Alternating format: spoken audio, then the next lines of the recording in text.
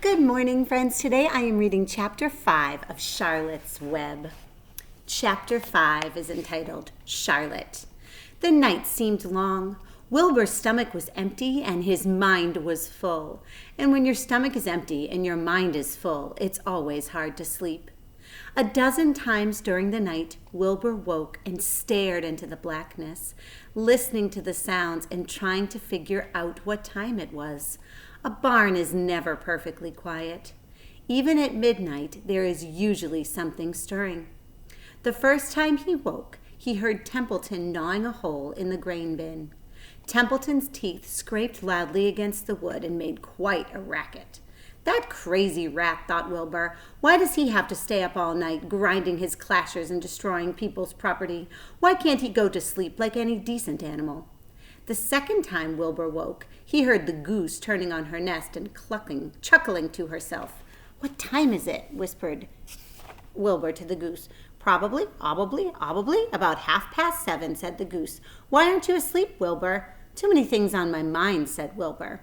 "Well," said the goose, "that's not my trouble. I have nothing at all on my mind, but I've had too many things under my behind. Have you ever tried to sleep while sitting on 8 eggs? "No," replied Wilbur. "I suppose it is uncomfortable. How long does it take a goose egg to hatch?" Approximately 30 days all told," answered the goose, "but I cheat a little.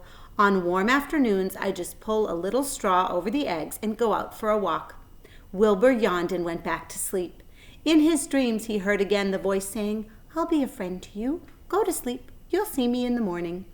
About half an hour before dawn, Wilbur woke and listened.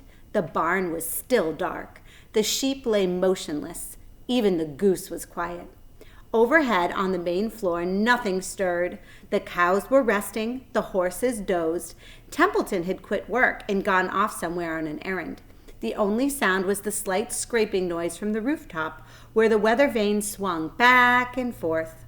Wilbur loved the barn when it was like this, calm and quiet, waiting for light. Day is almost here, he thought. Through the small window, a faint gleam appeared. One by one, the stars went out. Wilbur could see the goose a few feet away. She sat with her head tucked under a wing. Then he could see the sheep and the lambs, and the sky lightened. "Oh, beautiful day, it is here at last. Today I shall find my friend."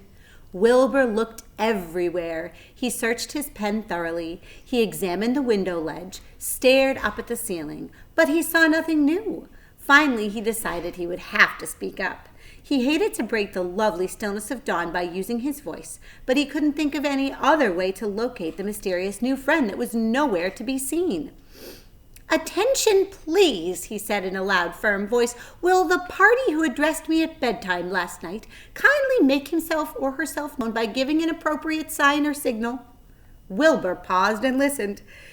All the other animals lifted their heads and stared at him, and Wilbur blushed. But he was determined to get in touch with his unknown friend. "Attention, please," he said. "I will repeat the message. Will the party who addressed me at bedtime last night kindly speak up? Please tell me where you are if you are my friend." The sheep looked at each other in disgust. "Oh, stop your nonsense, Wilbur. If you have a new friend here, you're probably disturbing his rest." "I beg everyone's pardon," whispered Wilbur. "I did not mean to be objectionable." He lay down meekly in the manure, facing the door. He did not know it, but his friend was very near, and the old sheep was right. The friend was still asleep. Soon Lurvy appeared with slops for breakfast. Wilbur rushed out, ate everything in a hurry, and licked the trough. The sheep moved off down the lane, and the gander wandered along behind them, pulling grass. And then, just as Wilbur was settling down for his morning nap, he heard a thin voice that had addressed him the night before. "Salutations," said the voice. Wilbur jumped to his feet. "What?" he cried. "Salutations," repeated the voice. "What are they, and where are you?" screamed Wilbur. "Please tell me where you are, and what are salutations?" "Salutations are greetings," said the voice. "When I say salutations, it is just my fancy way of saying hello or good morning. Actually, it's a silly expression. I'm surprised I used it at all. As for my whereabouts, that's easy. Look up in the corner of the doorway. Here I am. Look, I'm waving." Do you see Charlotte waving? Do you know what Charlotte is? Ooh. See if you can figure it out. At last Wilbur saw the creature that had spoken to him in such a kindly way.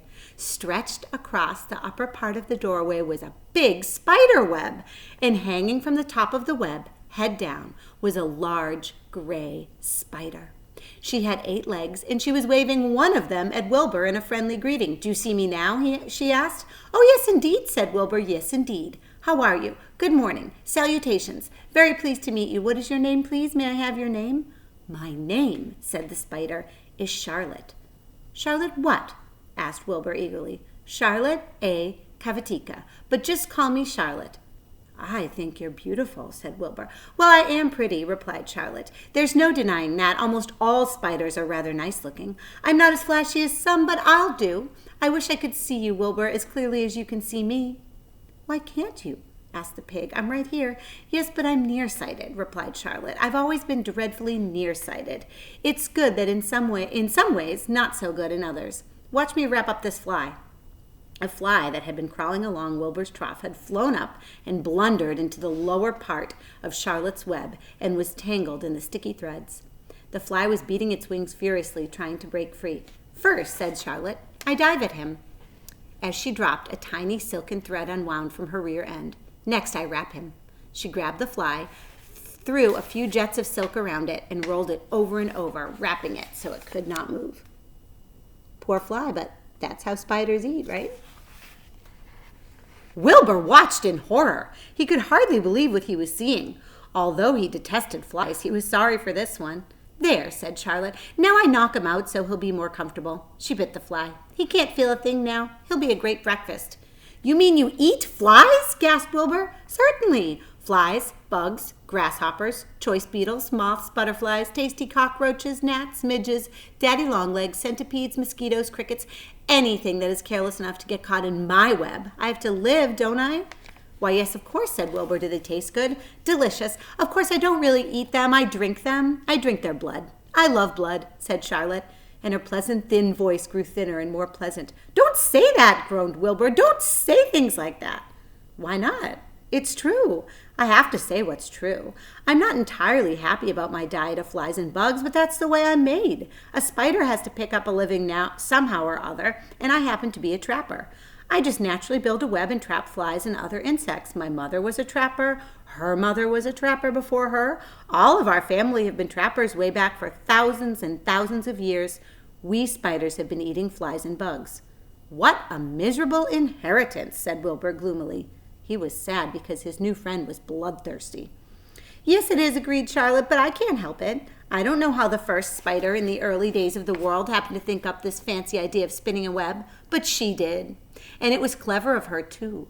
And since then, all of us spiders have had to work the same. It's not bad on the whole." "It's cruel," replied Wilbur.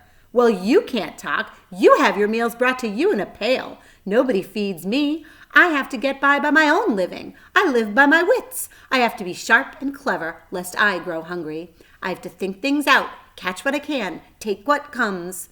And just so happened, my friends, it's what comes is flies and insects and bugs. And furthermore," said Charlotte, shaking one of her legs, "do you realize that if I didn't catch bugs and eat them, bugs would increase and multiply and get so numerous they would destroy the earth and wipe out everything?" "Really?" said Wilbur. "I wouldn't want that to happen. Maybe your web is a good thing after all."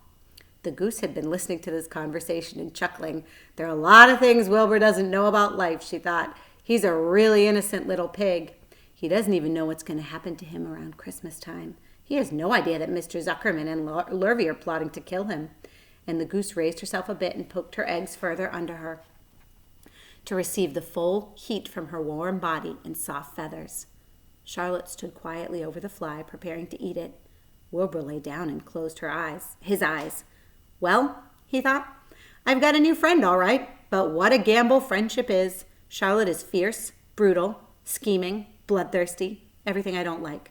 How can I ever learn to like her, even though she is pretty and, of course, clever?" Wilbur was merely suffering the doubts and fears that often go with finding a new friend. In good time, he was to discover that he was mistaken about Charlotte.